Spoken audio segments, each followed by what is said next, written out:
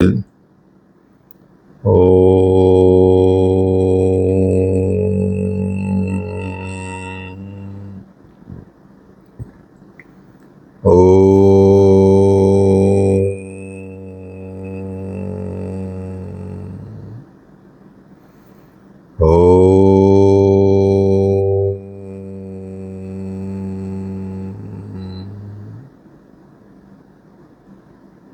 Relax.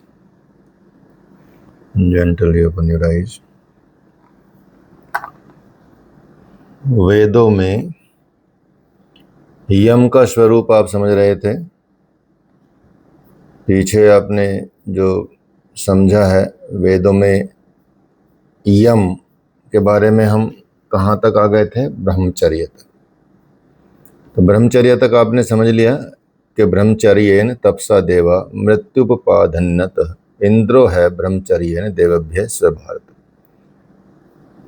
ब्रह्मचर्य का seven करने से परमात्मा उपासना में जो साधक होते हैं, उपासना करते हैं, तत्पर रहते हैं, उसमें उनके चेहरे पे ओज आ जाता है, कांति आ जाती है, ब्रह्म तेज बढ़ जाता है। योगी ब्रह्मचर्य, वेदाध्ययन और इंद्रिय दमन के रूप में तप से क्या करता है? मृत्यु को भी पार पा जाता है, मृत्यु के कारणों को भी खत्म कर देता है, उनको दूर कर देता है। तो परमात्मा ब्रह्मचर्य व्रती सिद्ध विद्वानों को मुक्ति रूपी परम सुख प्रदान करते हैं, ये बताया गया था।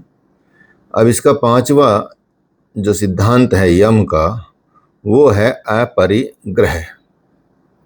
परिग्रह मतलब कलेक्ट करना, इकट्ठा करना, अपनी आवश्यकताओं को जोड़ना, रखना, आवश्यकताओं से अधिक जोड़ना, परिग्रह। अपरिग्रह उसका ऑपोजिट समझ लीजिए। तो अपरिग्रह का भी वेदों में बहुत ज़्यादा वर्णन किया गया है, वैदिक संहिताओं में इसका बहुत वर्णन है। यजुर्वेद में बताया गया है कि हे मनुष्य, तू जो सृष्टि प्रकृति से लेकर और जब तक आप हैं, जब तक पृथ्वी पर्यंत तक सब प्राप्त होने योग्य सृष्टि में ये सब ऐश्वर्य युक्त किससे हैं? ये संपूर्ण जगत, चरण प्राणी मात्र संपूर्ण ऐश्वर्य से युक्त सर्वशक्तिमान परमात्मा से आच्छादन करने योग्य है। उस त्याग किए हुए जगत से पदार्थों को भोगने का अनुभव कर, किंतु किसी के भी वस्तु मात्र की अभिलाषा मत कर। कहने का तात्पर्य यह है कि भगवान ने बोला कि पूरा ब्रह्मांड मैंने तेरे लिए बनाया, तू भोग कर, कोई दिक्कत नहीं। तू अपनी क्षमता के अनुसार, अपनी शक्ति के अनुसार, अपनी सामर्थ्य के अनुसार, अपने अनुसार और सच्चरित्र रहकर, सैद्धांतिक रहकर, सत्य रहकर, सत्य का पालन करके सब चीज़ें करता हुआ तू ये सब चीज़ें, इन पदार्थों का अनुभव कर, पदार्थों के भोगने का अनुभव कर, कोई दिक्कत नहीं, ठीक है। लेकिन किसी भी वस्तु की, एक्स्ट्रा वस्तु की अभिलाषा मत कर, अर्थात त्याग रूप में रह कर, त्याग रूप में रह कर अपना मत मान, अपना मत मान। अब यहाँ हम जैसे एक अस्त्य का सिद्धांत आया था ना, अस्त्य चोरी ना करना। अब हम फिजिकल चोरी को तो चोरी मानते ही हैं, बाकी जो और बताई थी आपको वो भी चोरियां हैं, ठीक है। साथ में ही हम और भगवान की तो बड़ी चोरी करते रहते हैं, भगवान की हम और बड़ी चोरी करते हैं। क्या भगवान की चोरी करते हैं? हमारा शरीर भगवान ने दिया है, हम उसको कितना भगवान के लिए लगाते हैं, या भगवान की साधना में लगाते हैं, भगवान के लिए तप करने में लगाते हैं, या कर्म कांड जो पूजा पाठ कहते हैं उसमें लगाते हैं, कितना लगाते हैं। तो वो चोरी कर रहे हैं हम भगवान के समय की चोरी कर रहे हैं। भगवान ने हमको 24 घंटे दिए हैं, हमारे लिए ही दिए हैं, लेकिन उसमें से भगवान ने 10% समय मांगा है सिद्धांतिक तरीके से कि भाई तो कम से कम 10% तो उस सिद्धांत पे चलो, योग के, ध्यान के, भजन के, ईश्वर के पथ पर चलो, तो वहाँ हम चोरी कर डालते हैं। इसी तरह से अपरिग्रह सिद्धांत में भी यही मानना चाहिए कि हम जो भगवान ने दिया है उसको त्याग पूर्वक भोगें, अर्थात उसको अपना मान करना भोगें, ईश्वर के प्रदत्त सुविधाओं के अनुसार भोगें। ठीक है, जैसे कहीं भी आप जा रहे हैं, कहीं कोई सरकारी संस्था बनी है या कुछ मॉल्स वगैरह बने हुए हैं, सारी चीज़ें बनी हुई हैं, आप वहाँ भोगते हो, जाके सारी चीज़ें करते हो, चाहे कुछ खरीदो ना खरीदो, लेकिन वहाँ जाके आप उसका भोग करते हो। तो क्या उसको अपना मान लेते हो? नहीं मानते, क्योंकि है नहीं, त्याग है। तो उसी तरह से अपने को भी अपना नहीं मानना है, अपरिग्रह में रहना है। जब अपना नहीं मानोगे तो त्याग की भावना आएगी, और जब त्याग की भावना आएगी तो कोई ऐसा लगाव नहीं रहेगा, चाहे वो रहे चाहे वो जाए। तेन त्यक्तेन भुंजी था, यहाँ पदार्थों का त्याग पूर्वक भोग करने को अपरिग्रह कहा गया है। त्याग पूर्वक भोग करना है, अर्थात उसमें लगाव नहीं रखना, अटैचमेंट रख के भोग नहीं करना। जैसे आप बाकी दूसरों की चीज़ों का भोग करते हैं ना बिना अटैचमेंट के, ठीक है, तो वो त्याग अपनी चीज़ों के लिए भी आ जाए तो कितना बढ़िया हो जाए। वही अपरिग्रह का सिद्धांत होता है। अथर्ववेद में भी कहा गया है कि मनुष्य हजारों हाथों से, सैकड़ों हाथों से कर्म कुशल होकर धन धान्य एकत्रित करे, मतलब 100 हाथों से कमाए और 1000 हाथ से धन को उत्तम कार्यों में व्यय करे, तो वो क्या करेगा? मनुष्य की सदैव उन्नति होगी। अब देखो कितना बड़ा सिद्धांत बताया गया। मतलब 100 हाथों से कमाना है, सैकड़ों हाथों से कमाना है और 1000 हाथों से उत्तम कार्य करने हैं। उस 100 हाथों से कमाए गए धन को उत्तम कार्यों में व्यय करना है, न कि मिसयूज करना है, परोपकार करना है। सत हस्त समाहर सहस्त्र हस्त संकिर, सत हस्त, शत हस्त समाहर सहस्त्र हस्त संकिर। सैकड़ों हाथों से कमाए, कर्म कुशल होकर कमाए, धन धान्य एकत्रित करे और हजारों हाथों से धन को उत्तम कर्मों में व्यय करे। जब कोई ऐसा करता है तो सदैव उन्नति करता है। यहाँ पर धन का दान का निर्देश किया गया है, अर्थात जिसके पास विद्या है वह विद्या का दान करे। कहे कि हे सोम स्वरूप अखंडनीय परमेश्वर, हम उत्तम बल पराक्रम से युक्त विद्या धन के देने वाले हुए। जो जिसके पास है उसका वो दान करे, जो जिसके पास है उसका दान करें। आपके पास शरीर है तो श्रम दान करें, आपके पास धन है तो धन दान करें, आपके पास वस्त्र है तो वस्त्र दान करें, आपके पास भोजन है तो भोजन दान करें, आपके पास जो है विद्या है तो विद्या का दान करें। दान करें अर्थात जितना आप कमा रहे हैं उसको मल्टीप्लाई करके 1000 लोगों में बांटें। आपको विद्या ग्रहण की, आपने किसी एक से विद्या ग्रहण की, आप 100 को विद्या दीजिए। आपने कहीं धन एक से भी ग्रहण किया तो अपने धन को डिवाइड कर दीजिए। 10,000 में से 1000 रुपये निकालिए और 1000 लोगों में बांट दीजिए, 1-1 रुपया, 5-5 रुपये बांट दो, चलो 200 लोगों में बढ़ जाएंगे, आप जितने भी बढ़ सकते हैं। तो कितना बड़ा अपने आप ही वो परोपकार हो जाएगा। तो इसलिए कमाएं, खाएं, भोगें, दान करें, बात खत्म। अच्छिन्नस्य ते देव सोम सुरवश सुवीर्य से रास्योपस्य दधी तार स्माम, अर्थात वेदों में दान की महिमा को बहुत विशेष रूप से प्रदर्शित किया गया। दान की महिमा को जानकर साधक कहता है कि हे इंद्र, मेरे अंदर कभी दानशीलता का भाव न ठहरे, अर्थात मेरे अंदर कभी ऐसा भाव ना आए कि मैं दानी ना रहूं, मैं ऐसा ना विचार कर लूं यार मैं क्यों दे रहा हूं, ये तो भिखारी हैं, ये तो दारू पीते हैं। अब लोगों के लॉजिक आप ये समझिए, लोगों के लॉजिक, मोस्टली हमारे लॉजिक हमारे अंदर ही सब बैठे हैं, हमारे अंदर ही सारे विचार हैं, हम ही हैं सब। हम कहते हैं कि भाई हम भिखारियों को क्यों दान दें, ये तो उड़ाते हैं, नशा करते हैं या वो करते हैं। तो आपको किसने बोला उसको 1000 रुपये दो, आपको किसने बोला उसको 500 रुपये दो, आपको किसने बोला आपको 100 रुपये दो। उसका जो अधिकार है वो है एक मुट्ठी अनाज का। एक मुट्ठी अनाज मतलब 5 रुपये, 4 रुपये, 2 रुपये, 3 रुपये, ठीक है। तो आपको किसने बोला कि भाई उस भिखारी को तुम जिंदगी जीवन तो बदल नहीं सकते उसका अपने दान से।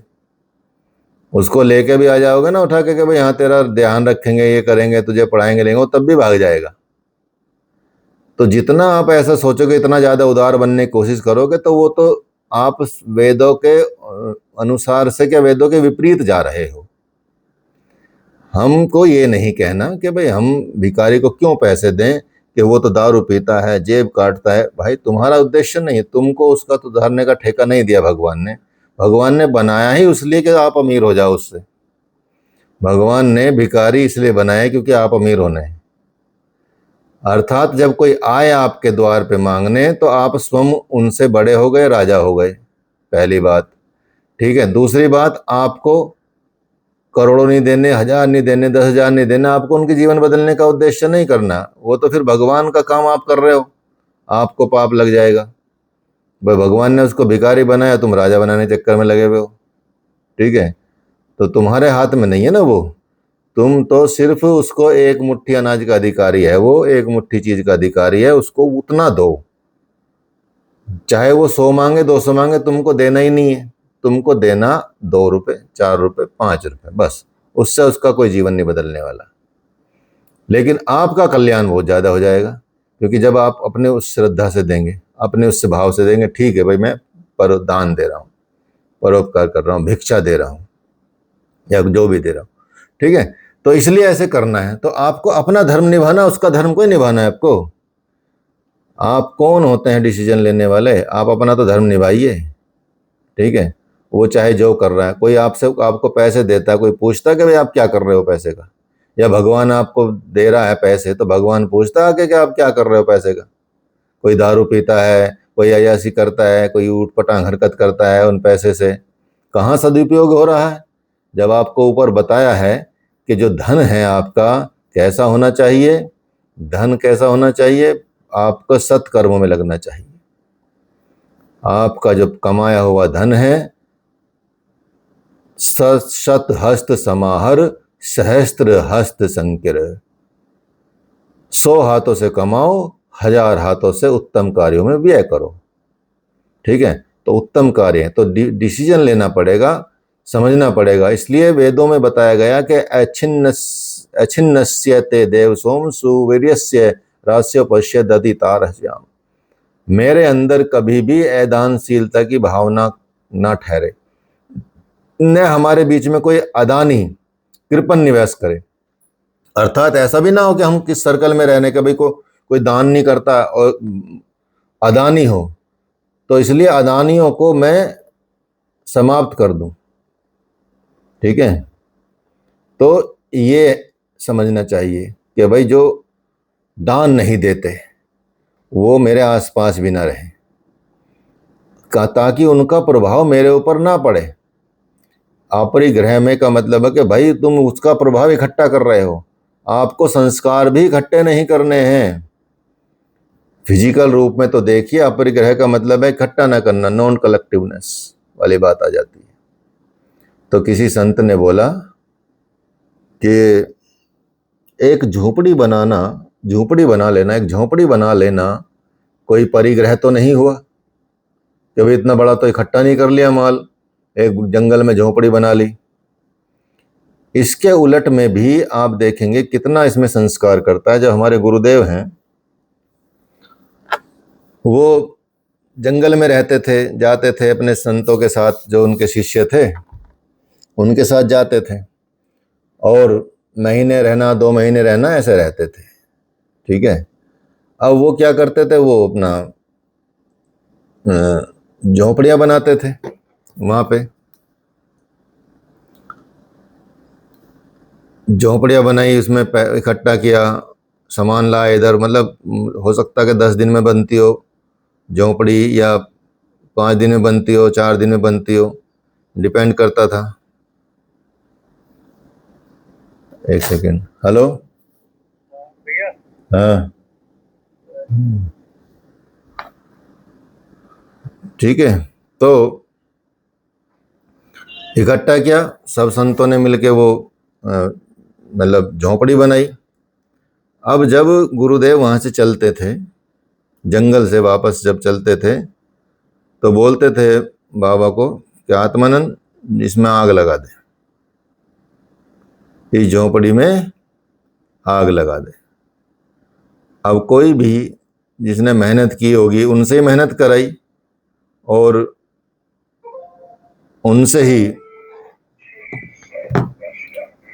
उनसे मेहनत कराई और उनसे ही आग लगवा दी झोपड़ी में। अर्थात इतना भी इकट्ठा नहीं करना है, झोपड़ी बना लेना भी आपका परिग्रह है संतों के लिए, सन्यासियों के लिए। आपका घर बनाना कोई परिग्रह नहीं माना जाएगा, क्योंकि आप गृहस्थ हो। संतों का परिग्रह माना जाएगा एक झोपड़ी भी। क्यों? क्योंकि बाद में फिर उसकी आसक्ति आएगी, उसकी याद आएगी, वो स्मृति संस्कार आ जाएगा, स्मृति वृत्ति पैदा हो जाएगी, और बोलेंगे कि गुरुदेव वहाँ तो हमने झोपड़ी बनाई है, वहाँ चलते हैं, वो हमारी झोपड़ी है। हमारे का भाव आ जाएगा, हमारी है, वो मेरी है, तेरी है, वो वाला भाव आ जाएगा। तो जब वो खत्म ही हो जाएगा तो कोई भाव ही नहीं रहेगा, फिर तो नई जगह नई झोपड़ी है, और फिर चले तो वहाँ जला दी, ये रहता है। तो अपरिग्रह का मतलब हुआ कि कुछ चीज आपको संस्कार तक भी इकट्ठे नहीं करने हैं, अपने धन को दान देना है, अपने जो चीज आपके पास है उसको 100 गुना देना है, चाहे विद्या तो 100 गुना कमाए तो 1000 गुना दीजिए। ये सिद्धांत पे तो क्या कहा गया उनके विषय में कि वो सदैव उन्नति करते रहेंगे, उनका कभी डाउनफॉल नहीं आएगा। जो 100 हाथों से कमाएगा 1000 हाथों से बटाएगा। ठीक है। अर्थात हृदय इतना बड़ा होना चाहिए। 1000 हाथ का मतलब यहाँ हृदय से भी आ जाता है। हृदय का संकेत है कि हृदय इतना विशाल हो कि आपको दुख दर्द ना हो। आप किसी को 5 रुपए तो दे रहे हो, लेकिन कोसते हुए दे रहे हो कि भाई इनको कुछ काम नहीं है, ये नहीं है। दे भी दिए और कोस भी दिया, दे भी दिए और मतलब मन में उत्कंठा भी उत्पन्न कर ली। तो दिस इज नॉट कॉल्ड भिक्षा या दान या कुछ ऐसी चीज। तो इसलिए उस सिद्धांत पे चलेंगे तो अपरिग्रह का पालन कर पाएंगे। ठीक है। क्लियर हो गया? 5 सिद्धांतों में आपको क्लियर हो गया? किसी को 5 इनमें 5 में किसी को कन्फ्यूजन हो या कोई अलग से समझ नहीं आ रहा हो तो पूछ सकते हैं। सर आ गए ना? हाँ, तो इसको समझते जाइए और इसको अपनाना है जीवन में। ये अपनाने के लिए योग सीख रहे हैं आप, न कि सिर्फ सैद्धांतिक रूप से। प्रिंसिपल्स अलग होते हैं और प्रैक्टिकल अलग होते हैं। प्रैक्टिकल अनुभव करेंगे तो समझ में आएंगी चीजें।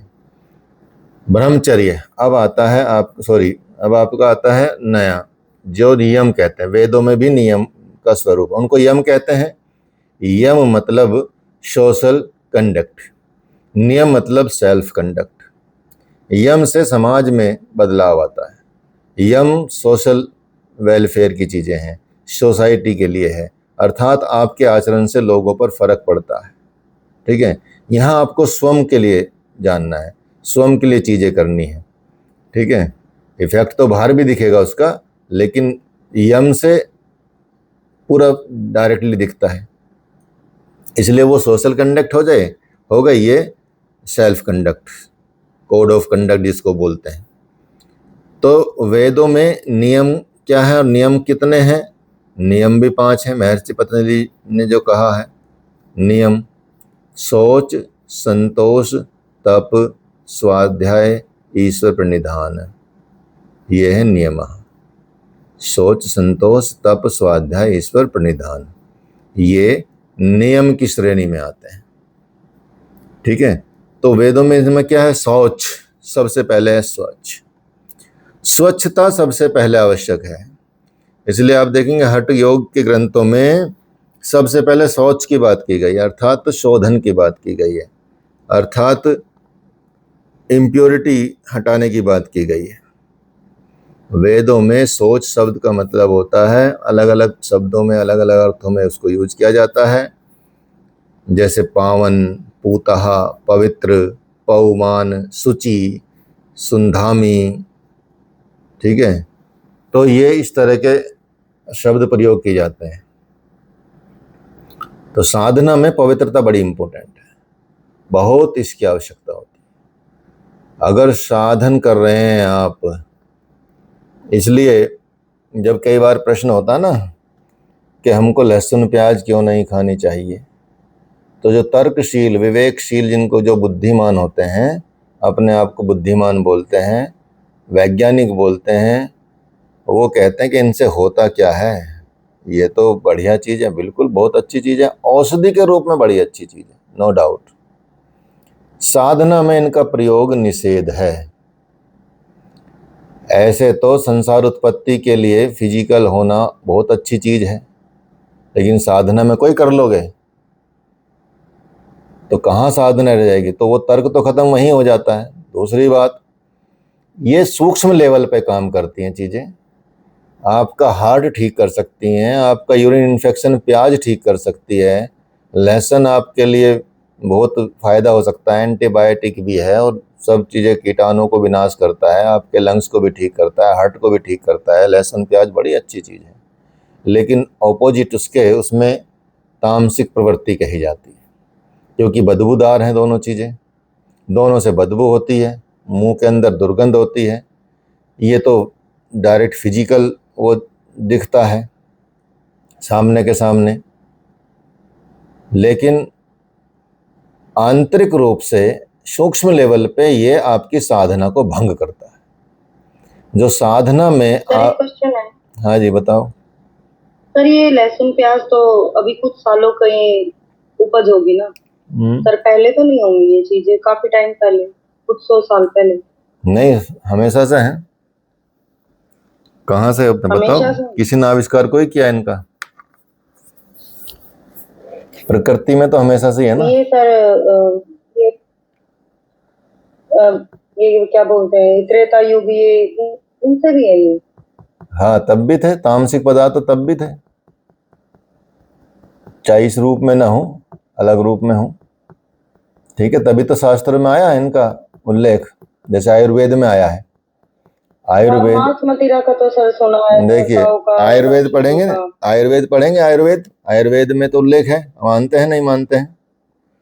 आयुर्वेद के सभी ग्रंथों में उल्लेख है। आयुर्वेद किसने लिखा है बताओ, किसने लिखा है जी? आपका माइक म्यूट है, पीनल जी का माइक कुछ बोल रही थी शायद। हाँ, किसने लिखा है? वाग्भट ने? जी सर, चरक जी ने भी लिखा है। चरक ने लिखा है, वाग्भट ने लिखा है। और ऊपर जाओ, थोड़ा और ऊपर चलो, ऊपर चलो, ये तो जमीन के लोग हो गए। ठीक है आयुर्वेद लिखा है ब्रह्मा जी ने। ठीक है, ब्रह्मा जी ने फिर अपने पुत्र को दिया, दक्ष प्रजापति को दिया। दक्ष प्रजापति ने जो अश्विनी कुमार जिन लेके निकलते हैं, वो क्या है? क्या लेके निकलते हैं सर? वो जो बोलते हैं ना धनतेरस पे धनवंतरी भगवान। हाँ, धनवंतरी, बिल्कुल। हाँ, धनवंतरी वो आएंगे, वो बाद में परंपरा में आएंगे। ठीक है, ब्रह्मा जी से शुरू होगा। ब्रह्मा जी, दक्ष प्रजापति, ये आपके अश्विनी कुमार, अश्विनी कुमार के बाद जो यहाँ लाने वाले उनको धनवंतरी बोला जाता है। एक परंपरा में धनवंतरी कहा जाता है, एक परंपरा में ऋषि भारद्वाज कहा जाता है, जो जमीन पर लेके आए। ठीक है, तो यहाँ से शुरू हुआ, उसके बाद चरक आए, उसके बाद सुश्रुत आए, उसके बाद फिर वाग्भट आए। तो उल्लेख तो, और ये तो और भी छोटा होता गया, विस्तार बहुत था, बड़ा था। बहुत सारे श्लोक थे, बहुत सारी चीज़ें थी। छोटा क्योंकि भाई इतना कौन पढ़ेगा, मनुष्य को तो इतना टाइम नहीं रहेगा, इतना बड़ा पढ़ लेंगे। ब्रह्मा जी ने तो पूरा दे दिया था, सृष्टि की रचना उसने की तो उन्होंने ही सब चीज़ें बनाई, तो इसलिए सब उल्लेख उसमें है, तो वहीं से उल्लेख है और उनके तत्व गिनाए गए हैं। अब चाहे सतयुग में कोई प्रयोग ना करता हो, लेकिन उसके बारे में सबको सब परिचित थे कि भाई ये वाले तत्व हैं, ये वाली चीजें हैं, ये वाली वस्तुएं जो साधना में बाधक रहेंगी, तो इसलिए वहां से आया है, इसलिए वो चीजें आई। आज ही तो हम यहाँ इंडिया देख रहे हैं अपने आप को, इंडिया एक सीमित क्षेत्र में, भारत। जब आप रामायण भी पढ़ेंगे, स्पेशली रामायण भी पढ़ेंगे, तो पूरी धरती का वहाँ आपको वर्णन मिलेगा, यहाँ तक कि साउथ अमेरिका तक का वर्णन है उसमें, कितने द्वीप हैं उन सब का वर्णन है, अर्थात पूरा पृथ्वी का वर्णन है हमारे शास्त्रों में, केवल भारत खंड का नहीं है। इसलिए हम बोलते हैं, मतलब यहाँ तक कि एड्रेस जब देते हैं ना, पंडित जी हवन करते हैं तो एड्रेस देते हैं ना, गूगल मैप देते हैं, भगवान को बताते हैं। कैसे बताते हैं, कौन बताएगा? गूगल मैप का एड्रेस देते हैं, नहीं पॉइंट वाला, एकदम एग्जैक्ट। क्या बोलते हैं पंडित जी? गूगल से पहले भी बोलते हैं ना, गूगल से पहले भी। खंड है बोलो, उसमें नाम भी बताते, पिता का नाम भी बताते, गोत्र भी बताते, स्थान भी बताते हैं, जगह का नाम भी बताते हैं, और खंड का नाम भी बताते, द्वीप का नाम भी बताते, जम्बू द्वीप का नाम भी बताते हैं। हाँ, जम्बू पृथ्वी में जो एक पिन पॉइंट लोकेशन होती है, बिल्कुल पिन पॉइंट बताते हैं, पिन पॉइंट बताते हैं कहाँ यज्ञ कर रहे हैं। गूगल है ना, पिता का नाम, गोत्र भी बताया जाता है, सब तो दादाजी का भी नाम पूछ लिया जाता है भाई। सही चिट्ठी जाए ना, आशीर्वाद सही जगह मिले इसलिए तो एग्जैक्ट लोकेशन बताते हैं। मान लिया आपको कोई फोटो भेजना हो अपने मोबाइल में, या किसी के फोन करना हो, तो आपके फोन पे ही आएगा ना। या सपोज फ्लाइट ही उतरनी हो, ये कैसे चलता है सारा काम? Pin point. या किसी मिसाइल छोड़ते हैं तो कैसे चलता है? ये लोकेशन के हिसाब से चलता है। तो ऐसे ही भगवान को लोकेशन बताते हैं पंडित जी जब यज्ञ करते हैं कि भारत खंड, मतलब जम्बू द्वीपे भरत खंडे हरिद्वार नगरे जाह्नवी वेलनेस सेंटर स्थित ये यजमान है, ये गोत्र है, ये नाम है, ये पिता का नाम है, ये दादा का नाम है, जो जो बोला जाता है। अब सोचो, गूगल तो अब आया है, हम तो ब्रह्मांड का एड्रेस देते हैं, ऐसा भी नहीं कि हम पृथ्वी का एड्रेस देते हैं, हम तो ब्रह्मांड के हिसाब से एड्रेस देते हैं अभी भी। ठीक है, कि भाई जहाँ वो रह रहे हैं उनको इस जगह पे पहुंचाना है, इस जगह पे ये आशीर्वाद पहुंचाना है, इस जगह पे ये व्यक्ति ये कर रहे हैं, तो ये है। अब हम ये बोलने लगे कि जी गूगल तो नेटवर्क इशू है शायद आपकी तरफ से। अच्छा, आ नहीं रही सही आवाज? सही नहीं आ रही। वो श्लोक है ना, इसको मेंशन करता हुआ, भूमि मंगलम भूमि मंगलम उदग मंगलम। हाँ, इसमें सारा ये आ जाता है ना। बिल्कुल। तो आप सोचिए, तो ये है, इसलिए ये चीजें पहले से ही हैं, हर चीज की उत्पत्ति पहले से हो चुकी थी और उनके सिद्धांत भी पहले से आ चुके थे। बस शास्त्रों में जो वर्णन किया गया तभी तो किया गया, इतने प्राचीन शास्त्रों में, सामवेद यजुर्वेद सब में लिखा गया, तो इसलिए उसको बोलते हैं। तो इसलिए जब हम शौच की बात करते हैं तो हमको पवित्र होना चाहिए, पावन होना चाहिए, अर्थात हमारा जो क्षेत्र है हमको मन से भी पवित्र होना चाहिए, शुद्ध होना चाहिए, शरीर से भी शुद्ध होना चाहिए, और वचन से भी शुद्ध होना चाहिए, मनसा वाचा कर्म जिसको बोलते हैं। सामवेद में साधकों को शुद्धि के लिए प्रेरित किया गया है। कहते हैं कि हे उपासकों, तुम अपने आप को पवित्र करो। पवित्र करने से क्या होगा? पवित्र करने से आपके अंदर बल प्राप्त होगा, आपके अंदर बल की प्राप्ति होगी। अब देखो, अड़गम सड़गम खा के देखो, पहले अड़गम सड़गम खा के देखो, फास्ट फूड खा के देखो, और अपने शरीर का एनर्जी देखो, और फिर आप शुद्ध फल, शुद्ध सब्जियां, शुद्ध सलाद और शुद्ध जो दूध भी है तो वो पी के देखो, और अपने शरीर की एनर्जी देखो। चलो छोड़ो, पहले घर का खाना खा के देखो, फिर बाहर का खाना खा के देखो, दोनों में अपने शरीर में एनर्जी को फील करो। ठीक है, आंतरिक एनर्जी को फील करो, तो वहाँ भी पता चल जाएगा। घर में जो दाल रोटी सब्जी बनी है और बाहर जो आपका मतलब सस्ते में बनी है 100 रुपये में, 200 रुपये में, और बाहर आप एक पिज्ज़ा छोटा सा खा लेते हैं 500 रुपये में, 700 रुपये में, 3-4 टाइम की सब्जी खा लेते हो आप। सोचो तो अंतर दिखेगा। तो सर उस शुद्ध, दिन शरीर हल्का रहता है जिस दिन फास्ट होता है। हाँ तो वही तो, हल्का, एनर्जी भी ज़्यादा रहती है। एनर्जी में आप थकते नहीं हैं और आप मतलब एनर्जी फील करते हैं। यदि अंदर शारीरिक कोई कमजोरी नहीं है, शारीरिक बीमारी नहीं है, तब की बात है। अगर कोई पहले से शरीर को बीमार करके बैठा हुआ है तो उसके तो फिर पहले उसको शुद्ध करना पड़ेगा, ठीक करना पड़ेगा, फिर उसको करेंगे आप। तो इसलिए क्या होगा कि आप क्या खाओ, शुद्ध भोजन खाओ, या अपने आप को पवित्र करो या शुद्ध करो। किससे, उससे क्या होगा, आपके अंदर बल प्राप्त होगा, आपके अंदर शक्ति प्राप्त होगी, सामर्थ्य आएगी हर चीज़ की, आपकी प्रगति होगी, प्रोग्रेस होगी, आपकी प्रोग्रेस होगी। और प्रगति और बल को देने वाले कौन है? परमपिता परमेश्वर हैं। तो वो आपके सबके साथ मैत्री करवाते हुए, सबको अब संबंध अच्छे कराते हुए आपके पापों के स्वयं निवारण करेंगे और आपको शांति प्रदान करेंगे, आनंद प्रदान करेंगे, परमेश्वर को प्राप्त करा सकते हैं। तो जैसे ही आप षटकर्म करते हैं, षटकर्म शुद्धता में वही आता है, शुरू में 8 योग में षटकर्म आते हैं आपके, नेति, धोती, बस्ती, नौली, कपालभाति, त्राटक, ये षटकर्म हैं। सबके अलग अलग रूप हैं, कितने प्रकार की नौली है, कितने प्रकार की बस्ती है, कितने प्रकार का त्राटक है, कितने प्रकार की कपालभाति है, कितने प्रकार की धोती है, कितने प्रकार की नेति है, ये सब आप देखेंगे फिर अंदर उनके प्रकार हैं। तो ये सब क्या है, इतने सारी चीज़ें बता दी गई हैं। 6 तो कहने को ही हैं, ये 6 तो कहने को ही हैं। अब तो जैसे नेति भी आप कई प्रकार की नेति हैं, सिर्फ जल नेति, लिक्विड नेति ही कई प्रकार की हैं, दुग्ध नेति है और तेल नेति है, दुग्ध नेति है, घृत नेति है, जल नेति है, मूत्र नेति है, ये सब नेति हैं। सूत्र नेति है, रबड़ नेति भी आ गई आजकल तो एक ही नेति में कई प्रकार आ गए, ठीक है। इसी तरह से बस्ती है, स्थल बस्ती है, आंतरिक बस्ती है नॉर्मल, तो ये अलग अलग बस्ती आ गई।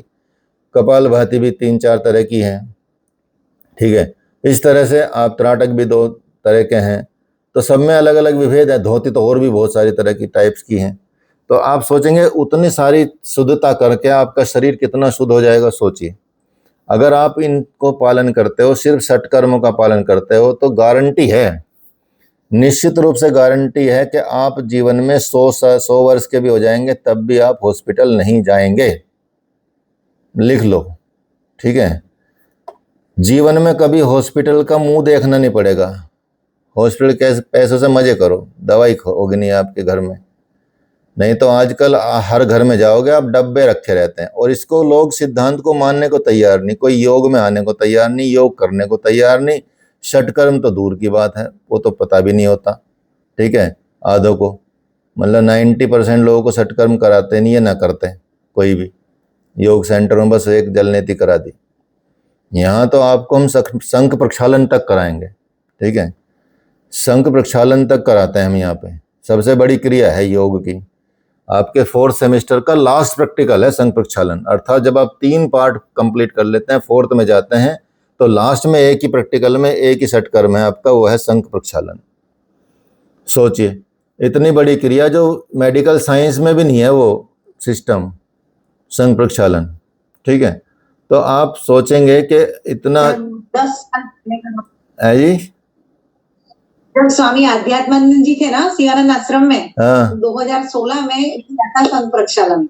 उसके बाद सर्च कर रही थी कहाँ कराते हैं, पता ही नहीं था, तो 10 साल से नहीं हुआ। अच्छा, हाँ तो इस बार करा देंगे आप। आपको चाहो तो इसी बार, पहली बार में करा देंगे हम तो, हमें तो कोई दिक्कत नहीं है। मौसम ये शंख प्रक्षालन का ही है। जो शरद ऋतु है और बसंत ऋतु है, शंख प्रक्षालन का बेस्ट मौसम है। यहाँ तक कि योग सीखने का भी सबसे अच्छा मौसम है, ठीक है। तो यहाँ तो अपने यहाँ तो होता ही रहता है। हाँ जी, क्या बोल रहे हो? सर मेरा क्या होगा? तुम्हारा मेरा क्या होगा? तुम्हारा क्या होगा? कालिया है।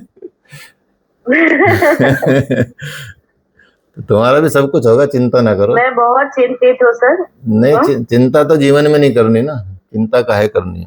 आप बस पढ़ाई करो। हेलो। आप चिंता ना करो, पढ़ाई करो, ठीक है, किताबें पढ़ो। हेलो, आवाज आ रही है? अच्छा, कनेक्शन लॉस्ट हो गया। हाँ सर, आ रहे। एक सेकंड, अभी थोड़ा कनेक्ट कर देता हूँ दूसरे से। अब आ रही है आवाज? अभी आ रही है। आ रही है ना? हाँ, तो आप चिंता ना करो, पढ़ाई करो बस। हाँ। ठीक है, ये बोल रहा हूँ मैं। चिंता करने से कुछ नहीं होगा, पढ़ाई करने से होगा। ठीक है सर। है ना? और प्रैक्टिकल तो हम करा देंगे, आप कभी भी 10 दिन के लिए आ जाओगे, अलग से भी आ जाओगे, तब भी करा देंगे प्रैक्टिकल का ये सब क्रियाएं। ठीक है, कुछ सर अलग से जाने से हो जाएगा ना सर? बिल्कुल होगा, क्यों नहीं होगा। आप आओ, यहाँ तो है ही हम कराने वाले, कोई दिक्कत नहीं। ठीक है, तो संघ प्रक्षालन का भी आपका कराएंगे, रेडी रहना उसके लिए। बीपी ठीक रखना अपना, बीपी नहीं बीमारी, ये सारी जो अमीरी वाली बीमारी ये नहीं होनी चाहिए आपको, जो अमीर लोगों को होती है। ठीक है, डायबिटीज, बीपी, ये वो, migraine, depression, these are rich peoples disease. वो सब तो सर कुछ भी नहीं है। हाँ, तो बस जब वो कुछ भी नहीं है तो सारे क्रियाक्रम आप कर सकते हो, सारी क्रियाएं कर सकते हो योग की। तो बस हिम्मत रखनी पड़ती है, अपने मन को स्ट्रॉन्ग रखना पड़ेगा। कई क्रियाएं ऐसी हैं जिनमें मन स्ट्रॉन्ग रखना पड़ता है। ठीक है, मन को मजबूत रखना पड़ता है, मन की दृढ़ता बहुत आवश्यक है। वो आ जाएगी तो और भी अच्छा हो जाएगा। ठीक है, सब लोग सितंबर में चले जाएंगे, मैं अभी इधर ही रहूंगी, उसकी बात के लिए अब नहीं, कोई नहीं, आप बाद में आ जाओगे, कोई दिक्कत नहीं। आप बीच में आ जाना जब आपको टाइम मिला, उनको प्रफुल्ल को लेके आ जाना। ठीक है सर। हाँ, मेरा तो सर सितंबर तक मेरा आधा भारत भ्रमण हो जाए, नहीं इतना डिस्टेंस कवर करने वाली। कल हम लोग बाई कार गुजरात जा रहे हैं सामान रखने। अच्छा, फिर वहां से बॉम्बे जाएंगे, फिर वहां से वापस बड़ौदा आऊंगी, फिर वहां से मैं हरिद्वार आऊंगी इसके लिए, फिर वहां से दिल्ली आके सामान पैक करके वापस जाऊंगी। बढ़िया। मेरा 1 महीने का ऐसा भागदौड़ है, लेकिन ये शिविर पे अटेंड करने वाली हूँ, वो भी मिस नहीं करूंगी। नहीं, आइए, बिल्कुल आइए। और इतना भागदौड़ करने वाले में एक चैप्टर आता है, कभी हमने पढ़ा था, हमारे 9वीं में था, 10वीं में था, अथा तो घुमक्कड़ जिज्ञासा। ठीक है तो उन्होंने यात्रा की ट्रेन से, और ट्रेन की यात्रा में ही उन्होंने पूरी वो लिख दिया, सोचो एक बुक लिख दी। सोचिए, तो आप भी अपनी बुक लिखा था सर, वो यात्रा वृत्तांत था ना, अथा तो घुमक्कड़ जिज्ञासा। ठीक है, तो ऐसी जो यात्री होते हैं, अपना लिखो, क्या दिक्कत है, किताब तो लिख सकते हो। और अब तो बहुत आसान हो गया है। ठीक है, तो सर ऐसी हालत है कि हर एक चीज इम्पोर्टेंट है, मतलब ऐसा नहीं कि ये नहीं करूंगी तो चलेगा, करना ही पड़ेगा। तो भागदौड़ भी मेरा वो पार्ट हो गया है 1.5 महीने तक। बहुत बढ़िया। तो यही तो है तपस्या, इसको तपस्या बोलते हैं। ठीक है, तो शुद्धता लानी है आपके अंदर, सोच लानी। 5 तारीख को आना है कॉलेज में, या नहीं, 5 तारीख से शुरू करेंगे, तो 4 की शाम तक पहुंच जाओगे तो अच्छा रहेगा। 5 की सुबह, 4 को आना पड़ेगा। 4 को पहुंचना है ना? हाँ, 4 की शाम को पहुंच जाइए, 5 से शुरू। उस दिन तो जन्माष्टमी है ना। किस दिन? 4 को? हाँ, तो 5 की सुबह आ जाओ। 4 तारीख को जन्माष्टमी है, इसीलिए सर। तो 5 को आ जाओ, कोई नहीं, 5 को आ जाओ, 5 की सुबह आ जाओ। सर दोपहर तक आ जाए 5 को? हाँ, आ जाओ, 5 को आ जाओ। और सर 5 से 12, मतलब हमें 13 को निकलना है या 12 को निकलना है? यहाँ आपका टोटल दिन 7 दिन करना है आपको। टोटल 10 दिन का बताया हुआ, उसमें 10 दिन का ही हम देंगे आपको। ठीक है, मतलब 10 दिन का ही सर्टिफिकेट देंगे, लेकिन उसमें हम कवर कर लेंगे कैसे 3 दिन कवर करने, तो वो बता देंगे आपको, क्योंकि कुछ उसमें कॉन्टैक्ट आवर्स रहेंगे, कुछ नॉन कॉन्टैक्ट आवर्स में आ जाएगा कुछ चीज़ें, तो उसमें हम कर लेंगे, जो कुछ पहले ही बता देंगे आपको कुछ चीज़ें। तो एक साथ सब आ जाएंगे तो फिर एक प्रोग्राम कर दिया जाएगा कि भाई शाम को कैसे करना है, क्या करना, पूरा का पूरा एक शेड्यूल आपका फिक्स कर दिया जाएगा। और जो आपके प्रैक्टिकल है वो आप उसको सारे को कराया जाएगा। कॉपी भी लेके आना अपनी, और कुछ लेके आनी नहीं आना, ज़्यादा कुछ चीज़ें लेके नहीं आनी, आपको सिर्फ अपना सामान लेके आना जो आपकी आवश्यकता का सामान है। योगा मैट भी यहीं मिलेंगे आपको, ठीक है, और खाना पीना रहना एवरीथिंग यहाँ सब मिलेगा आपको, कोई दिक्कत नहीं है। आपको बस आना है अपना सामान लेके, जो आपको बहुत ज़्यादा सामान की आवश्यकता भी नहीं है। योगी लोग हो तो कम से कम में करना, ठीक है, तो इसलिए मिनिमम चीज़ें करेंगे, है ना, ये करना है। तो सोच समझिए, सोच के बारे में शुद्ध रखना है। 5 को है ना तो फायर तक पहुंच जाएंगे। हाँ जी सर। हाँ ठीक है, आराम से आओ, कोई दिक्कत नहीं। 6 से शुरू कर देंगे, 5 के शाम से कुछ सत्संग कर लेंगे, ठीक है, कोई दिक्कत नहीं। सर वो है ना 5 को सुबह पूजा होती है जन्माष्टमी से अगले दिन घर पर। हाँ तो हाँ, इसीलिए थोड़ी प्रॉब्लम है। कोई बात नहीं, कोई दिक्कत नहीं, उसमें अड़चन नहीं बनेंगे हम आपके। तो पवित्र पावन क्या करेंगे, कितना चीजें मिल रही हैं, बल मिल रहा है आपको, प्रगति मिल रही है, परमेश्वर आपके लिए साथ हो जाते हैं उस पवित्रता में, ठीक है, पापों का निवारण करते हैं, शांति प्रदान करते हैं, आनंद देते हैं, परमेश्वर सब कुछ प्राप्त कराते हैं। पुनाता दक्ष साधनम यथा श्रद्धाय गीत ये यथा मित्राय वरुणाय शांतम, ठीक है, ये बताया गया है कि इतने साधन करने से ये मिलता है।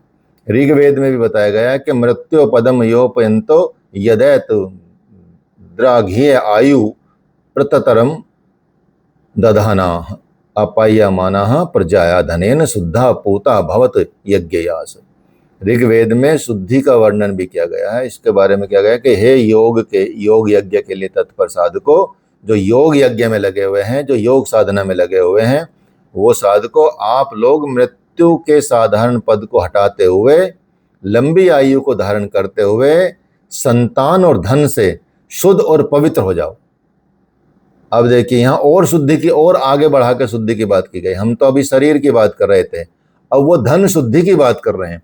धन भी आपका शुद्ध होना चाहिए, जो धन है वो शुद्ध हो जाए, संतान और धन दोनों शुद्धता की तरफ जाएं, दोनों शुद्ध स्वरूप से हो, दोनों में शुद्धता हो, अर्थात उनको प्राप्ति की इच्छा करने वाला सिस्टम शुद्ध हो, ठीक है, ये होना चाहिए, और पवित्र हो जाओ। शुद्धि को भी 2 भागों में बांटा गया, बाह्य शुद्धि और आंतरिक शुद्धि। शारीरिक शुद्धि बाह्य शुद्धि है, और वचन की और मन की शुद्धि वो आंतरिक शुद्धि है। तो शारीरिक शुद्धि के बारे में यजुर्वेद में भी बताया गया कि हे मनुष्यों, क्या करना है, शरीर के सब सुखों को प्राप्त करने, प्राणों को धारण करने कराने, माता के समान पालन करने के लिए जल और उनमें सब प्रकार पवित्र होके उनको शोध कर मनुष्यों को नित्य सेवन करना चाहिए। सुंदरता, रोग रहित शरीर हो, सुंदर शरीर हो, सुंदर वर्ण हो, सब चीजें हो, धर्म का अनुष्ठान करें, पुरुषार्थ करें और आनंद को भोगें। आनंद को भोगने के लिए कहीं मना नहीं किया गया, आनंद को भोगने के लिए कहीं मना नहीं किया, लेकिन शुद्ध स्वरूप से, शुद्धता के साथ, पवित्रता के साथ, सिद्धांतों के साथ, पाप ना हो आपसे, ठीक है, उस आधार पे आप बड़ी से बड़ी लग्जरी भोगो। कभी मना नहीं किया भगवान ने। इस संसार को भगवान ने बताया कि ये संसार मैंने तुम्हारे लिए ही बनाया है, इसको भोग करो, लेकिन पवित्रता के साथ, शुद्धता के साथ, शास्त्र के अनुसार हर सिद्धांत को पावन पवित्र हिसाब से भोग करो, कोई दिक्कत नहीं होगी, कम से कम आपका कल्याण होगा। सर जी, ये मैं इतनी बड़ी योगा नहीं हूँ, योगा टीचर, लेकिन मेरी 5 साल से प्रैक्टिस चल रही है, अभी भी मैं सीख ही रही हूँ, इतना ज्यादा है नहीं, लेकिन हाँ मेरा पर्सनल एक्सपीरियंस है कि जिस दिन मैं योग नहीं करती हूँ या 2-3 दिन, तो मुझे लगता है जैसे मेरी लाइफ में खाली बना गया। मुझे जैसे अगर हर रोज नहाते हैं, आप फ्रेश होते हो, ब्रश करते हो, नाश्ता करते हो, तो योग वो जिंदगी का हिस्सा बन गया है। बिल्कुल। तो इतने सालों से करने के बाद सर अब ऐसी सिचुएशन आई है कि 2-3 ऐसा हुआ है कि जो अंदर विचार आता है ना, अच्छा वाला, वो बहुत जल्द सिद्ध होता है।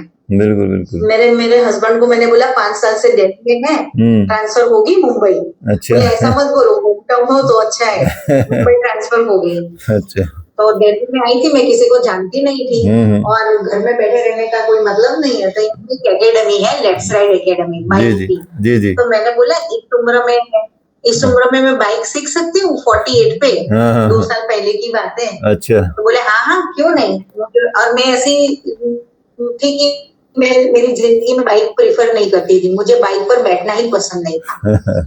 तो मैं वो सीखी।